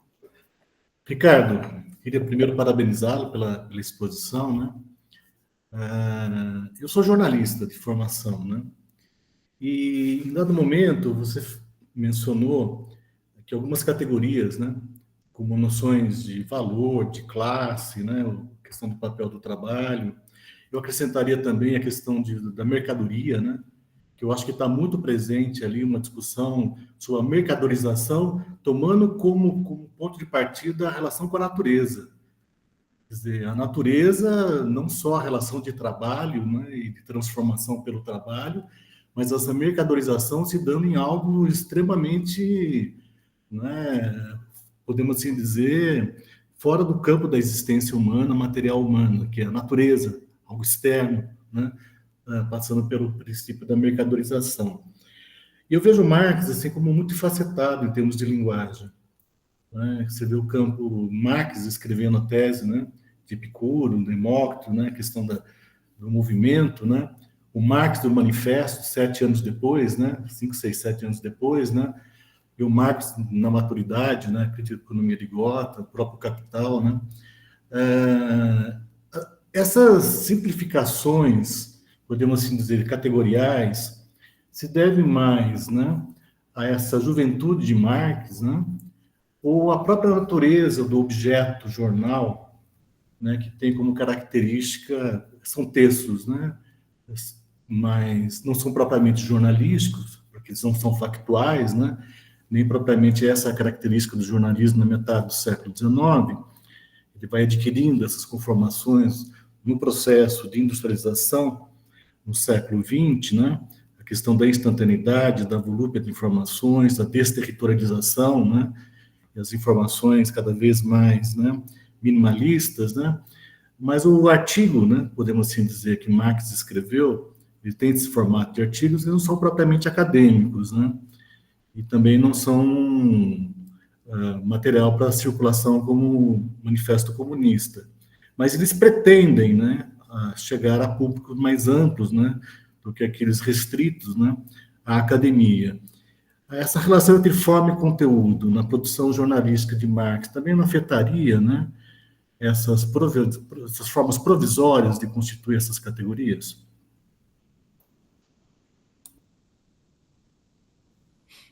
Posso responder, então?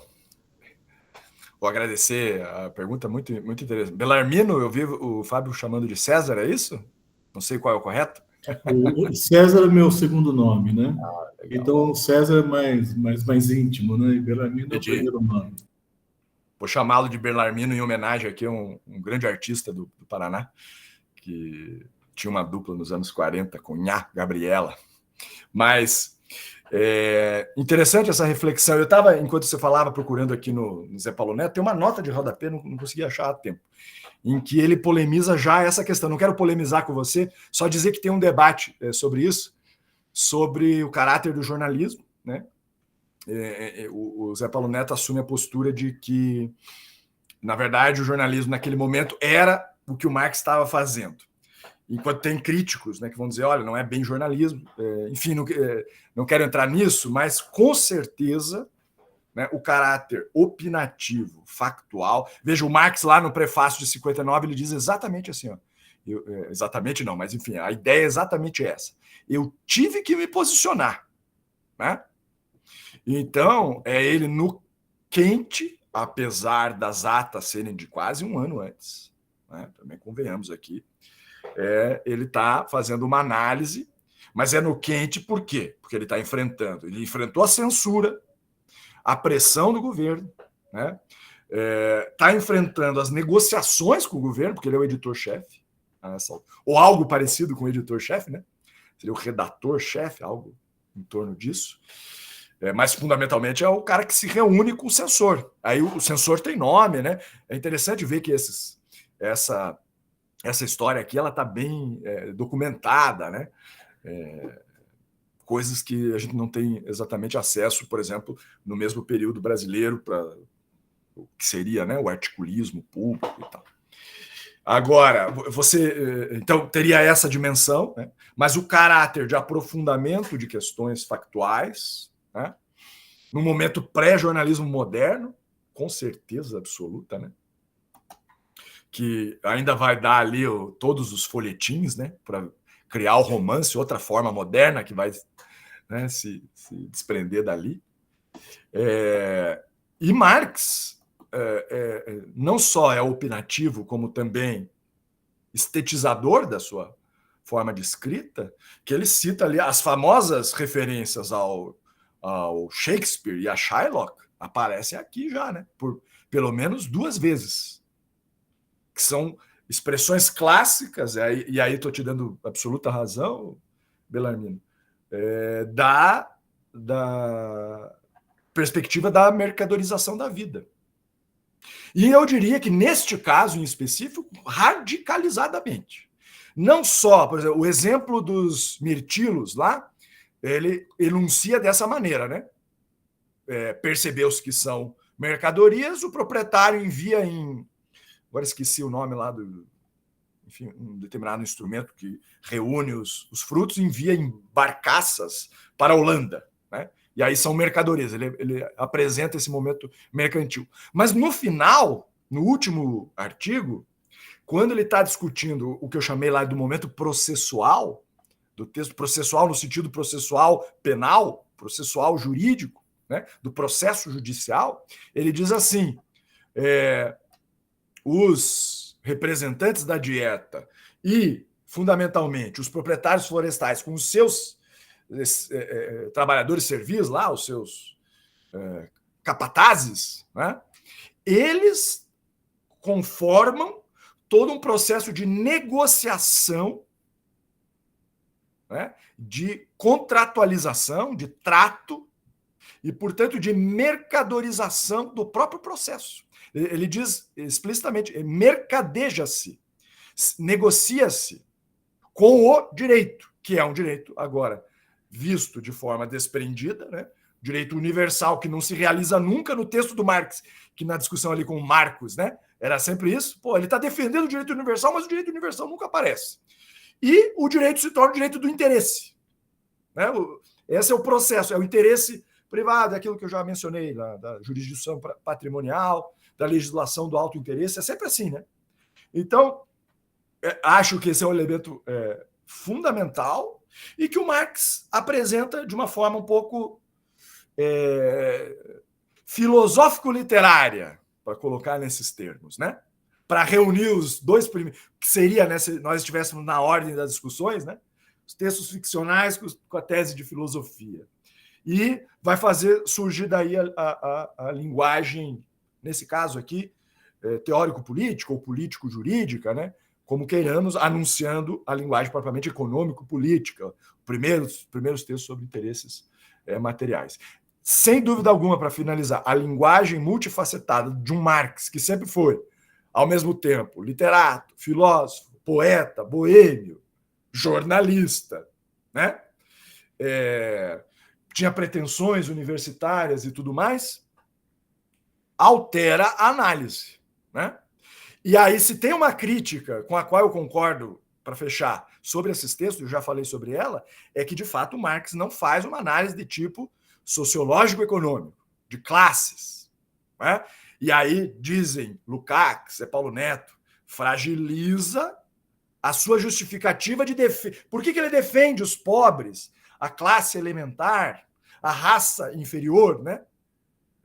Contra as classes superiores, as raças superiores, né? Que, lembrando que raça aqui tem um sentido de classificação, não está sendo necessariamente atribuído o sentido que nós emprestamos a ela a partir da noção fenotípica e tal.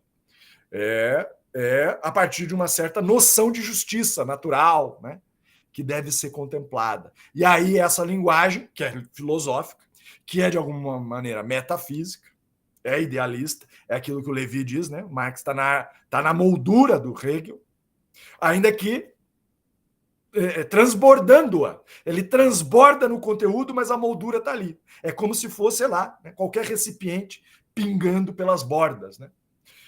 Não é ainda o Marx, já com uma forma própria, né? Que é a forma da crítica da economia política, percebendo o dinamismo dessas formas sociais e fazendo a sua linguagem adequada. Né? Aí o método vai fazer com que a linguagem seja... na ideologia alemã ele mostra, né, que a linguagem é o pensamento prático. Né? Então as categorias vão ser essas formas, vão ser a expressão das formas sociais, e que vai haver esse acoplamento, digamos assim, perdão pelo termo técnico, né, ou tecnicista, que nos envia para outro horizonte, mas entre realidade e método, né? Quer dizer, a teoria expressa a própria realidade ao nível do real pensado. Acho que dá uma belíssima reflexão sobre isso, Bellarmine, mostrando, né, o sentido de valor aqui, sentido de mais, um valor a mais. Eu preferiria que eles tivessem traduzido assim, né?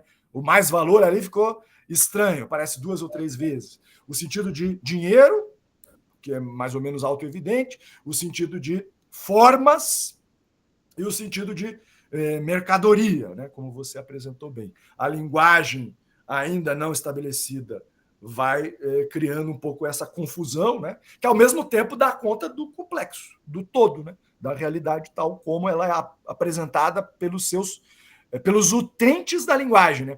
Por quem usa a linguagem. Estava usando nesse sentido, nesse momento.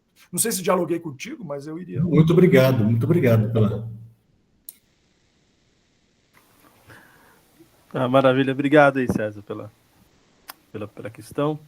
Acho que nós já estamos nos aproximando da finalzinho. Queria só talvez, compartilhar algumas coisas, né? Nós não poderíamos terminar o semestre de outro jeito, né? Senão com esse brilhantismo todo do Ricardo. Eu agradeço mais uma vez por isso. Compartilho com vocês uma notícia que recebi recentemente, né? Acho que o curso não bastou, portanto a gente vai tentar receber um convite agora da revista do nosso programa, que é a revista Educação, Teoria e Prática, para a gente publicar, né, esses encontros. Depois eu vou consultar também, não só o Ricardo, mas os outros convidados, né? A gente vai fazer isso talvez para o ano que vem. A gente vai publicar um dossiê sobre Marx, né, reunindo aí agora um dossiê temático, né? A ideia é que o curso prossiga nos 3 anos, né? Esse é o primeiro ano, daqui 26 o segundo, 27 o terceiro ano. Então, cada ano a gente vai publicar um dossiê envolvendo, de fato, os textos, né? Então, já deixo aqui o convite para o Ricardo, para depois ele, talvez, preparar a apresentação no formato de um texto, enfim. A gente vai publicar isso aí. Lembrando que os próximos encontros, no mês de julho, nós receberemos o Nakamura, né? Emmanuel Nakamura, que vai nos falar sobre a crítica da filosofia do direito de Hegel. No mês de agosto, nós vamos receber o José Ranieri, né, um colega aqui da Unicamp, conhecido por todos também, que vai falar sobre os manuscritos. E no mês de setembro, nós teremos o professor Vitor, né, citado pelo Marcos, que vai falar sobre a Sagrada Família. E aí os próximos encontros também a gente vai divulgando. Então, mais uma vez, obrigado, Ricardo, pelo estar aqui conosco, tá? Prazer te ouvir. Obrigado a todos e todas que estiveram até agora conosco, né? E, foi excelente. Então, desejo a todos aí uma excelente semana e seguimos. Em julho nós estaremos de volta aqui com o abraço, Ricardo. Obrigadão, viu? Valeu, eu que agradeço, viu? Ressalto o agradecimento aqui. Se tivesse dossiê, incluam-me dentro dessa. E excelente saber que tem essa segunda fase do curso no segundo semestre. Muito bom. Muito obrigado. Vai ter sim, vai sair. Um abraço. Valeu, gente. Tchau, Valeu, tchau. Abração.